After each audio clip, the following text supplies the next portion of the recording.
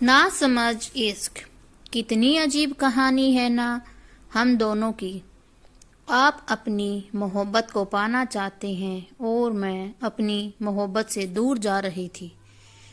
इतना कहकर आरुषि ने उस वक्त रोहित को अलविदा कह दिया जब वो अपने सबसे पसंदीदा फेसबुक फ्रेंड रोहित से पहली बार मिली थी।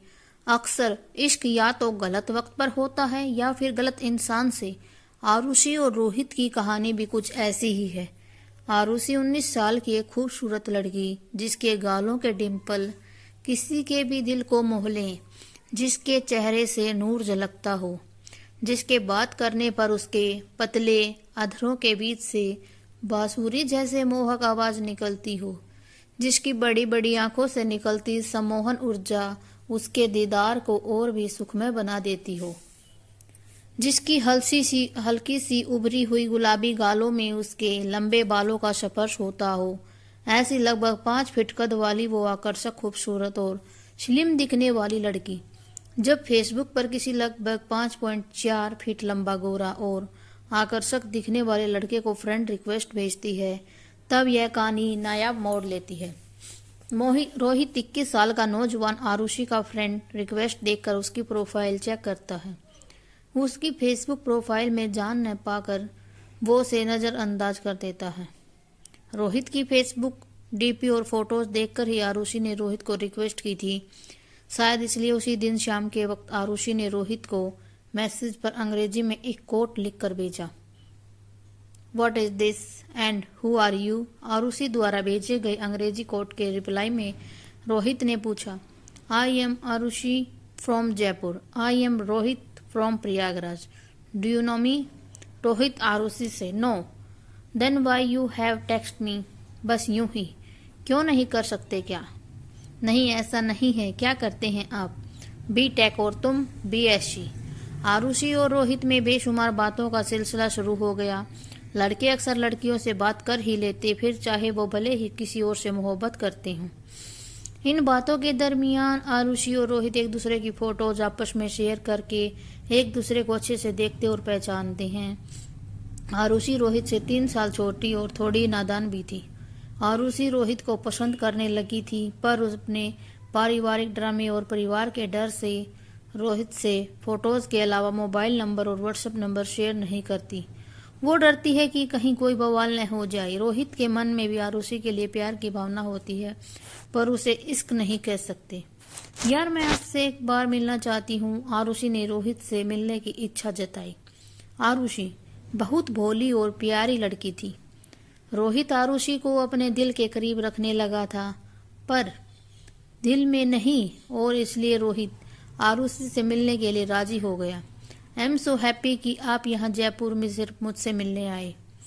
तपरी सेंटर जयपुर के एक कैफे में आना तो था ही, पर इतनी जल्दी आना होगा ये नहीं पता था। आप क्या लोगे?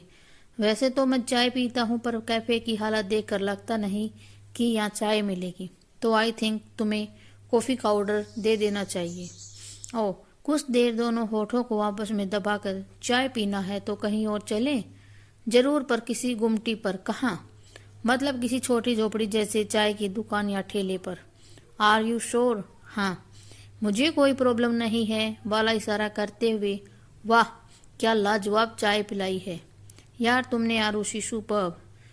चाय की पहली सिप लेते ही रोहित की चेतना खिल उठी। दिल तो आरुषि को देखते ही खुश हो गया था। यह पहली बार था जब रोहित और आरुषि एक दूसरे को आमने सामने देख रहे थे। कितना हुआ यार भाई? वेट, पैसा देना मुझे देने दो ना प्लीज। नहीं, पैसा मैं दूंगा। तुम्हारे शहर आकर तुमने मुझे चाय पिला रहा हूँ, समझ लो ये चाय तुम पर उधार रही। कभी तुम प्रयागराज आना तो मेरे शहर में मुझे चाय पिला देना, हिसाब बराबर हो जाएगा। इसी बहाने तुमसे दोबारा मुलाकात भी हो जाएगी, और तुम पर अगर मेरा उधार रहेगा तो कभी न कभी जरूर आओगी। आप बातें अच्छी करते हो। आप सुपर हो, एकदम हैंडसम हीरो टाइप। अच्छा जी, आपको मुझसे कुछ पूछना है? रोहित को असहज देखकर आरुषि रोहित को पूछती है, मेरे अलावा भी तुम्हारा कोई मेरे जैसा दोस्त है? नहीं। और थोड़ी देर खामोशी पर एक लड़का खड़ा है। मेरे जीजू का चचेरा भाई। Actually I like him at lot. प्यार भी कर बैठी थी मैं उस अमित से, पर वो मेरे प्यार के काबिल नहीं था। Now I hate him. मैंने मेरे जैसे किसी दोस्त के बारे में पूछा था। रोहित जानबूझकर दोस्त शब्द पर जोर देता था। रोहित समझ गया था कि आरुषि को उससे प्यार हो गया है, इसलिए उसने मजाक में यह बात कह दी। आरुषि थोड़ी देर खामोश रही। नफरत क्यों करती हो अब उससे?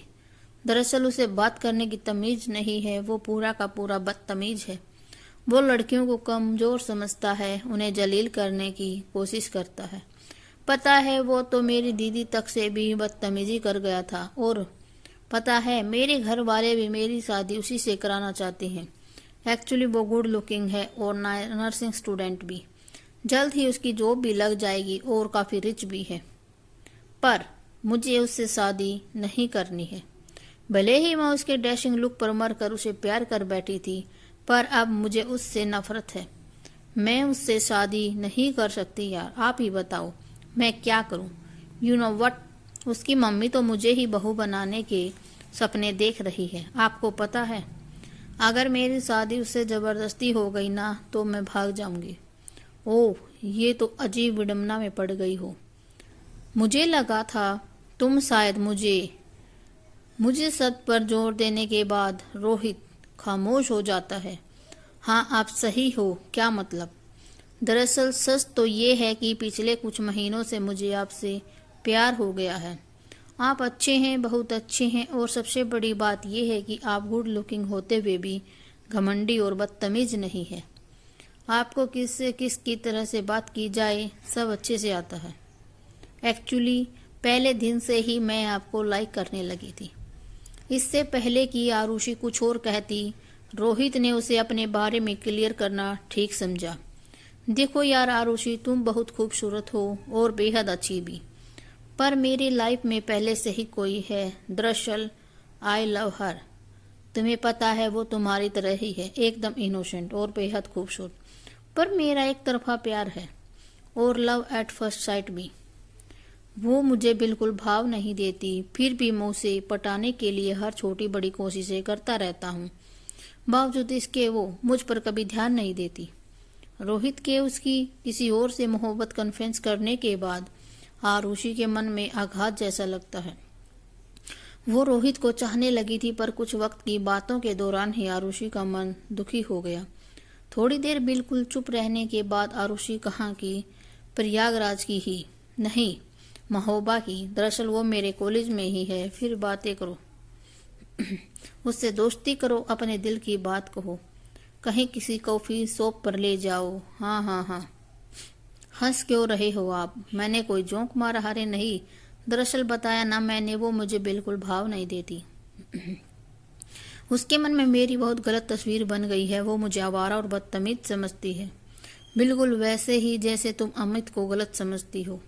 उसकी बात मत करो, उसे मैं गलत समझती नहीं हूँ, एक्चुअली वो है। वैसे रोहित पंडित, आपसे एक बात पूछूं? रोहित पंडित, हाँ, सवाल ही कुछ ऐसा है, पूछो मिस आरुषि नागर।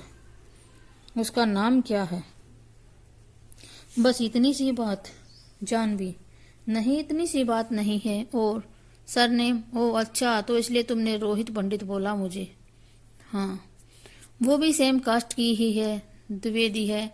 जानवी द्विवेदी, बट इश्क में कास्ट सिस्टम तो नहीं देख सकते ना? हाँ बिल्कुल, लेकिन अगर सेम कास्ट हुआ तो शादी में आसानी होगी। घर वालों का ऑब्जेक्शन भी कुछ खासा नहीं रह जाएगा।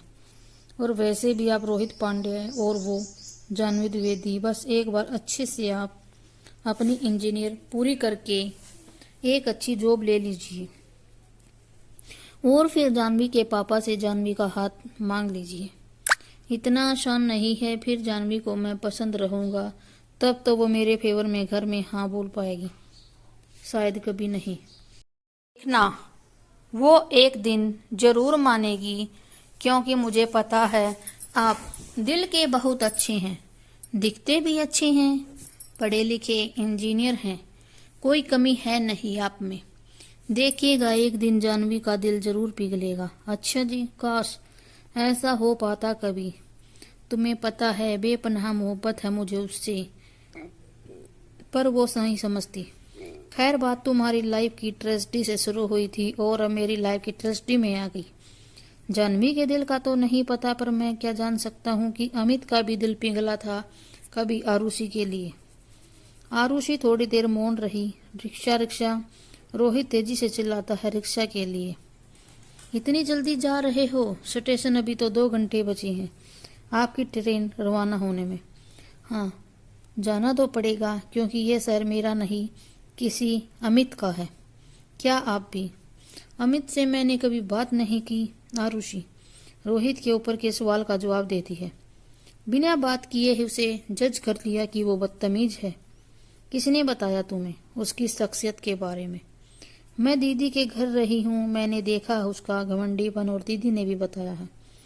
मेरी बात मानो, एक बार उससे खुद बात करके देखो, शायद वो भी तुमसे प्यार करता हो। अगर घमंडी भी होगा तो शायद तुम्हारे इश्क में बदल जाएगा। शायद आप ठीक कह रहे हो। कितनी अजीब कहानी है ना हम दोनों की। एक आप हैं जो अपनी मोहब्बत पाना चाहते हो, एक मैं हूँ जो अपनी मोहब्बत से दूर जा रही थी।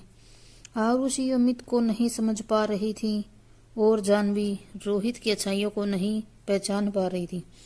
शायद ये कहानी पढ़कर वो प्रेमी जोड़े जो एक दूसरे को समझ नहीं पाते या फिर गलत अवधारणा के चलते समझना नहीं चाहते, एक दूसरे को समझने की एक कोशिश कर लें।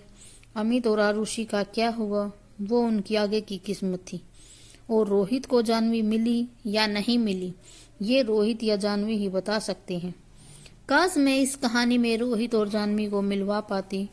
काश मैं अमित की तरफ से आरुषि को यह बता पाते कि एक बार मुझसे बात करके तो देखो।